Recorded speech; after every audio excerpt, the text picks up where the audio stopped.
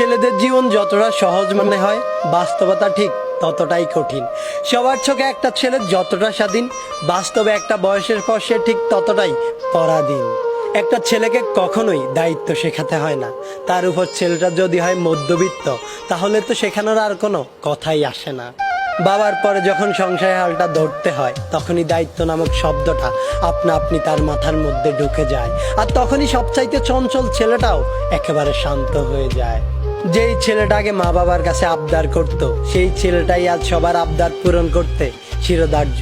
যেই ছেলেটাকে কোনো কিছু না পেলে রাগ করত, সেই ছেলেটাই আজ নিজের শখ বিসর্জন দিয়ে ছোট ভাই বোনের শখ পূরণ করতে ব্যস্ত। ছেলে মানুষ মানেই তাদেরকে পাষাণ মনে করা হয়। সত্যিই কি তাই, নাকি তাদেরকে পাষাণ হতে হয়? সত্যি বলতে ছেলে মানেই পাষাণ নয়, কষ্ট ছেলেদেরও হয়। একটা মেয়ে চাইলেই কান্না করে তার মনের কষ্টগুলো সবাইকে বলতে পারে, কিন্তু একটা ছেলে চাইলেই তা করতে পারে না।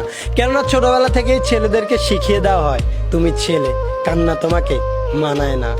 আর এই একটি কথায় তাকে হাজারো কষ্ট বুকে চেপে নিয়ে হাসি মুখে প্রতিনিয়ত সবকিছু মেনে নিতে হয়। ছেলে হয়ে জন্ম নেওয়া যতটা সহজ, ছেলে হয়ে বেঁচে থাকাটা ঠিক ততটা